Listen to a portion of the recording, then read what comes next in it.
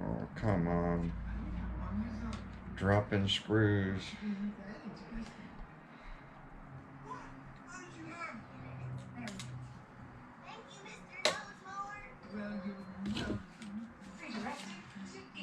I'm left-handed, but can use both hands because I'm kind of ambidextrous. Let's see where that screw is I dropped.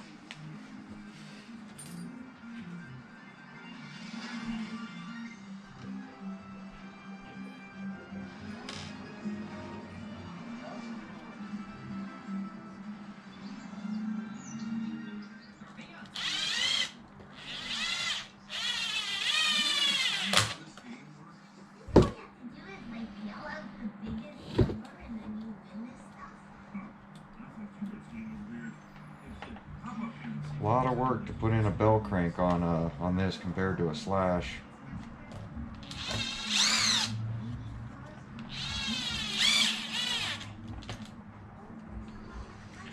Slashes are definitely a lot easier to change a bell crank.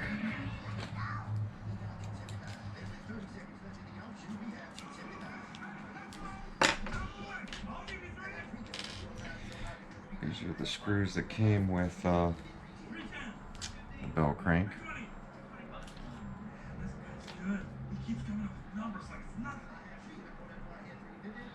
So it looks like it's threaded down for these steering links. Check this out. 15,000. Well, that's a lot of play in between there. Up and down play. Is there spacers? I don't see any spacers.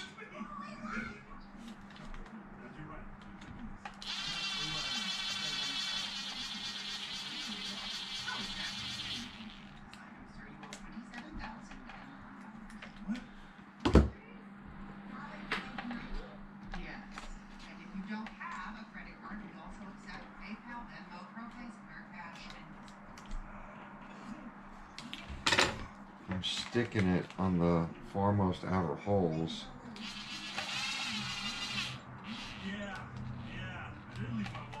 For now.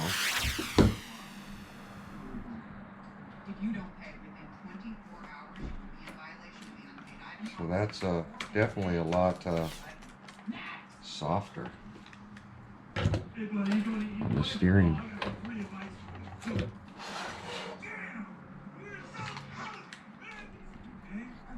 Binding up this servo, now that I got the bell crank in, I should be able to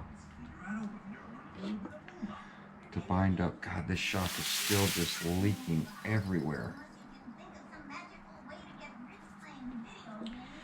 Got the futaba down in there, so I'm going to work on binding that up to my futaba radio. Here's a 3S pack. Let's do that. Adapter, adapter, adapter. And then this needs to go into channel 2.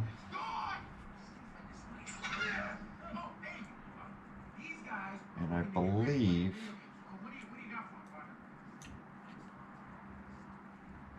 white goes in and black goes out, but I could be wrong. I could be backwards on that. Let me see if it lights up. Yes, it does. Let's see. And the fan's blowing. So it's got to be right. So let me grab the Futaba. Power it up. And we're going to add a new receiver. I'm going to put the model in first. Model.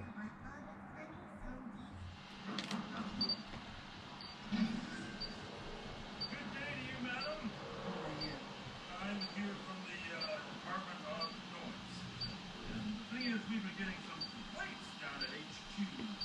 Larry's in order to take some calls. Anyway, someone told Larry that we've been... There we go.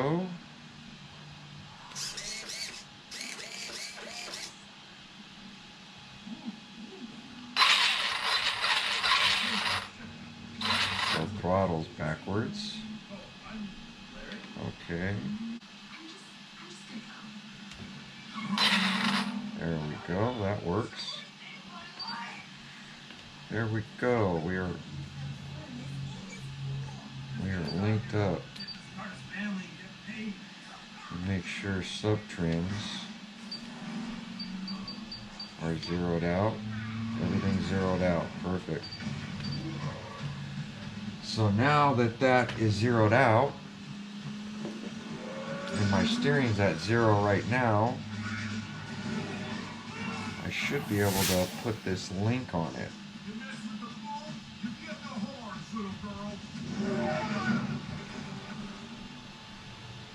You still have value, Bridget.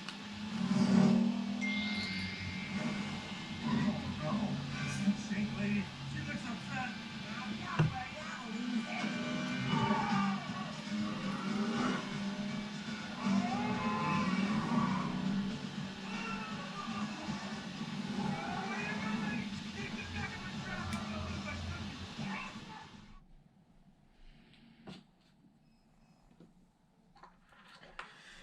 All right, back again.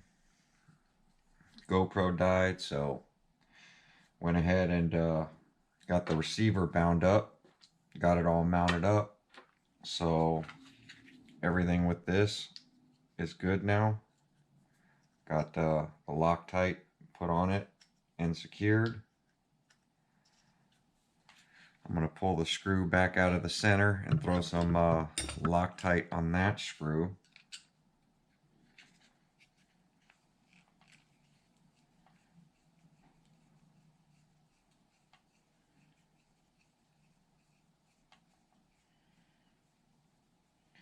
Because what I don't want to do is have to get back in here.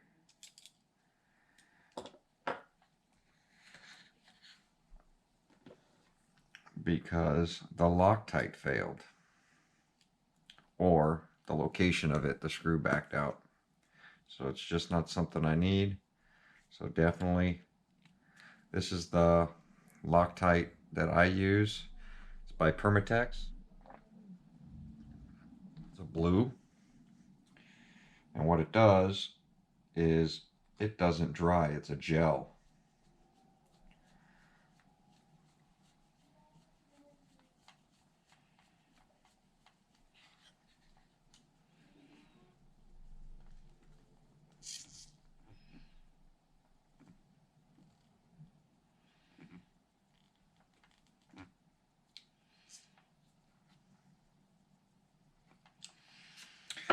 Now I'm going to go ahead and double check that my servo is mounted upright.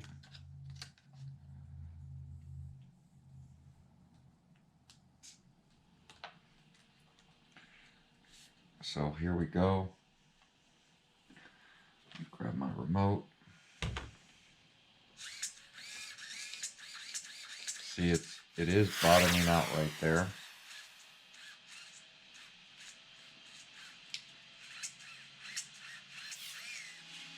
So this is right.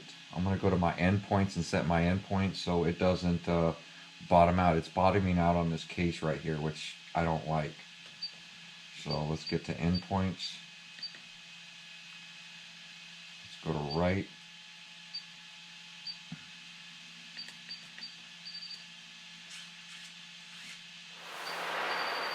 80%. There we go.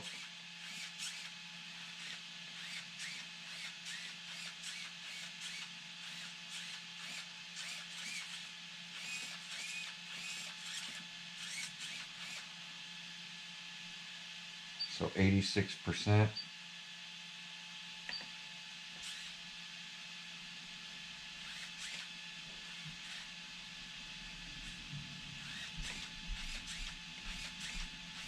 Is giving me my most travel.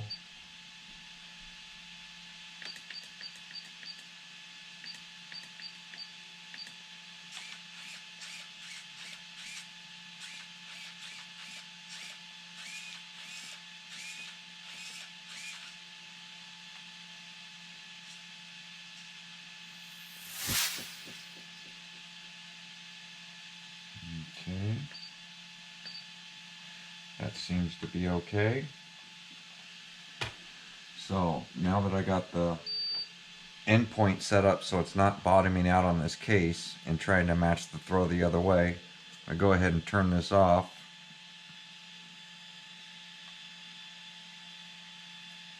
If I can figure out which way off is, there we go. And then I'm going to go ahead and mount up this receiver box so that I can get the rest of this stuff sealed up here.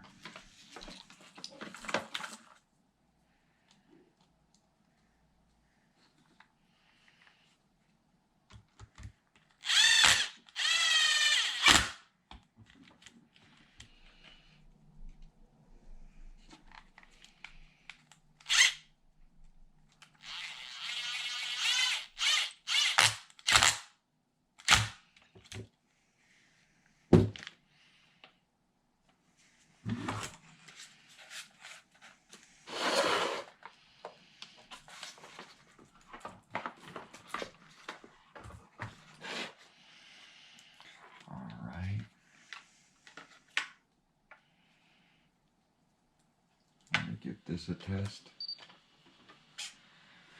Let's see where we at.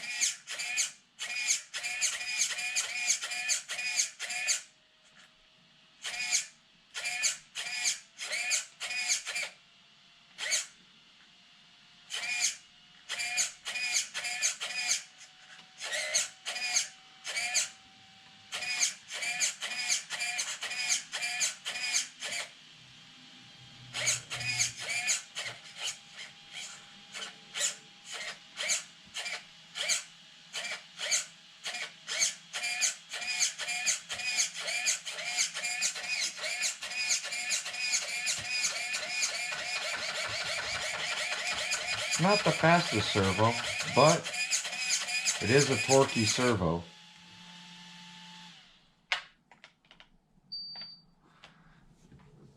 So I do have a steering servo saver installed. I did not install the servo eliminator. So this kit is going to be a backup kit for me. If that servo saver fails, I will be installing that. So right here, these rubber protective strips, when you push the wire down, they fall out of that channel. So I end up fighting with getting the wiring in there. And then of course leaving it long enough so that that I can still mount the ESC.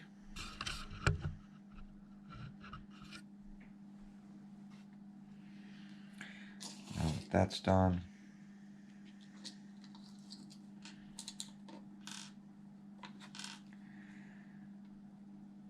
and then make sure that your gasket, waterproof gasket, is installed, and you can throw a little grease or silicone on it, just so it seals up better.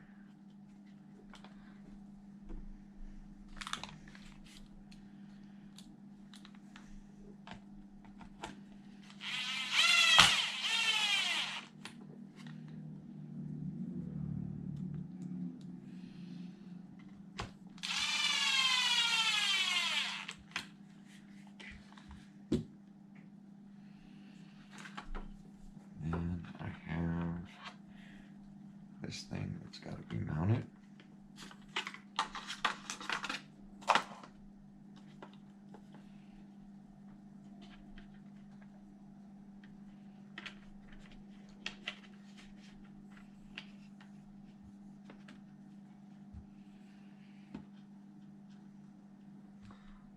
snaps right down in there.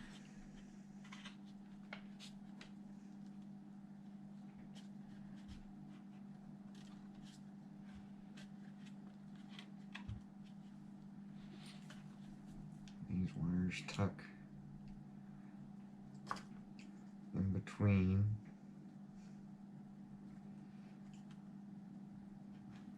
The servo. And we'll plug our wires back together.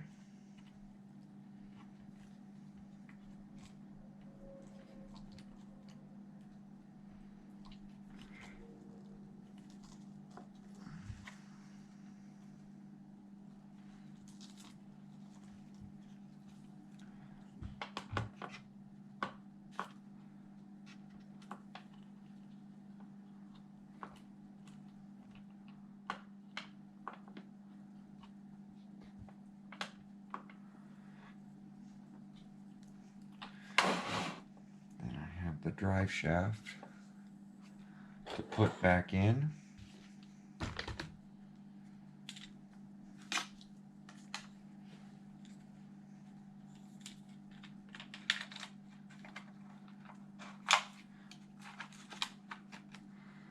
I said before, gonna have to find a better solution for that drive shaft.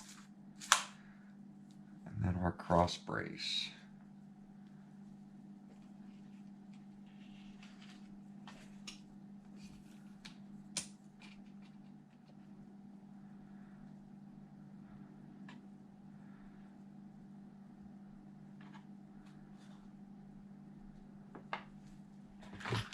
I don't know, kind of a silly design if you ask me.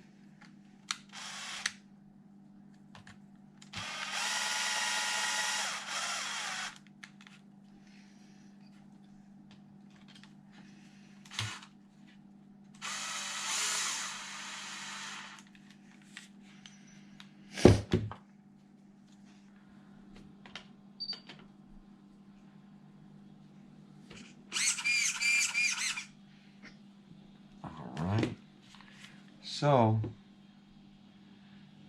looks like this one's got to go in, and that one's got to go in.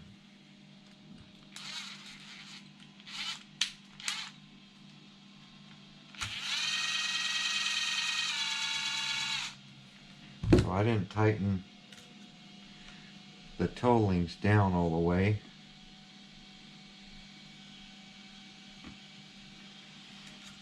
Because I wanted to see where they go.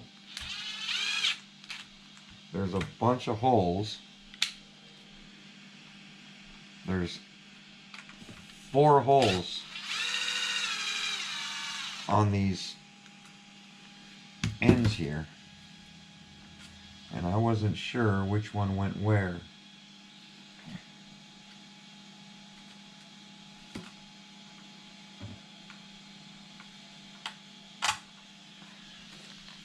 So, from what it looks like, it goes to the most inner hole. Most inner hole will give you your alignment. Now, these silly springs are going to need a lot more tension. So I'm going to find my bag of spacers and get the ride height set up.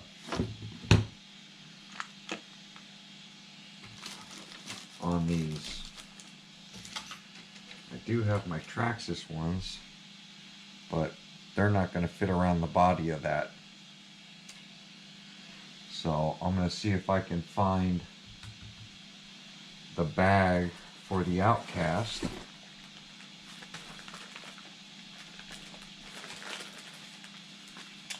Here's this Creighton bag, which the Creighton is self-adjusting. So I'll be right back. Alright, back again. So here's the adjusters I need. So I have the Creighton and the Outcast, both 4S. Hopefully these will be enough between the two to raise up this RC.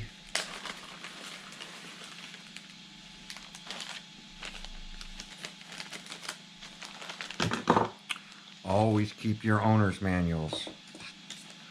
I have everything filed for all the cars. I normally don't take the stuff out of these bags unless I truly need them. Which, in this case, I truly need to raise up the front of this RC.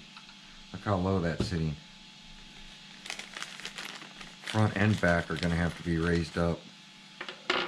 I don't think I've ever even used these tools. But they only give you 4.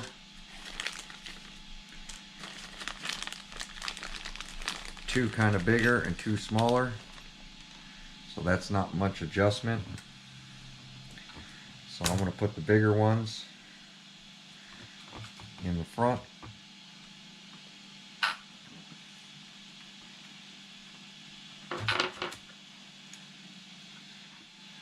So let me throw some in the rear too.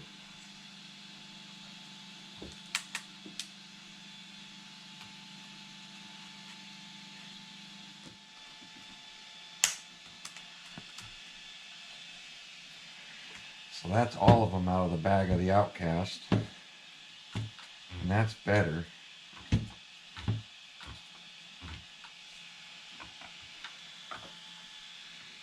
And I don't see droop screws on this.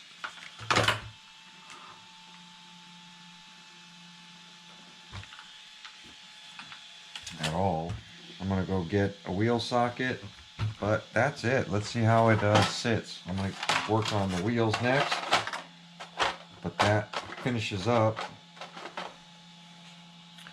my front end alignment. Remote telling me.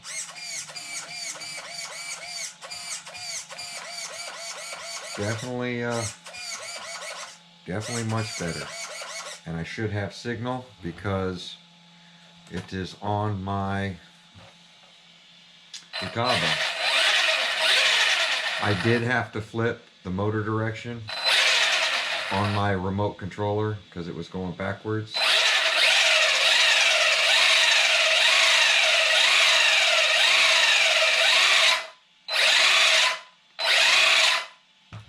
There we go. That's on 3S. But the steering looks pretty good.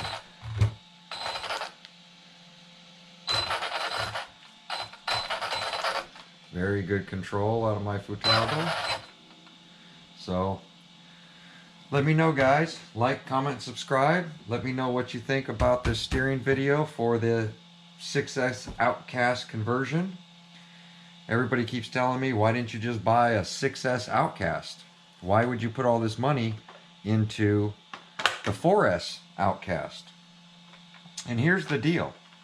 6S Outcast is amazing. But it's just that. It's a metal chassis 6S Outcast. It's not a plastic chassis. This chassis is so light compared to the 6S line. And that's why the 6S line has 6S in it. And this has 4S, which 4S is really plenty for this RC. But I'm not about plenty. I'm about overkill. So I love to build things and overkill them. So with that said, that's why this has got a 6S in it. So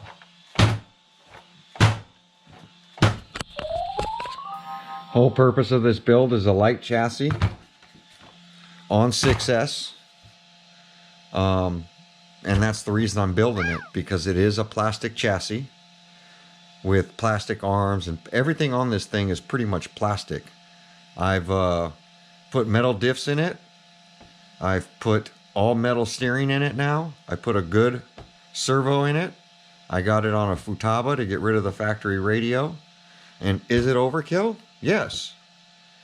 Is it going to be fun? Is it going to be a lot faster than the 6S Outcast or the Notorious? I don't know. Not sure. When I throw it on the big wheels, is it going to be fun? Or are those going to be overkill for it? Because because those are my Creighton wheels. And that's what I plan on running on this thing. But I don't want to just bolt them up and break the diffs or break the drive shaft or break the drive line. So I'm setting the RC up to run this copperhead tire. So that's my plan. These are for testing purposes so that I can make sure that nothing goes wrong. It's a small tire, won't overheat it, that kind of stuff. But I want to thank you guys for watching, and let me know in the comments what you think. Do you understand why I'm doing this build now, or is it still ridiculous? If it is, great. It's supposed to be ridiculous. It's my RC. I can't leave anything alone. 6S power, 8S power, whatever it is, as long as it's not stock, I'm happy with it. So thanks for watching, guys. We'll see you on the next video.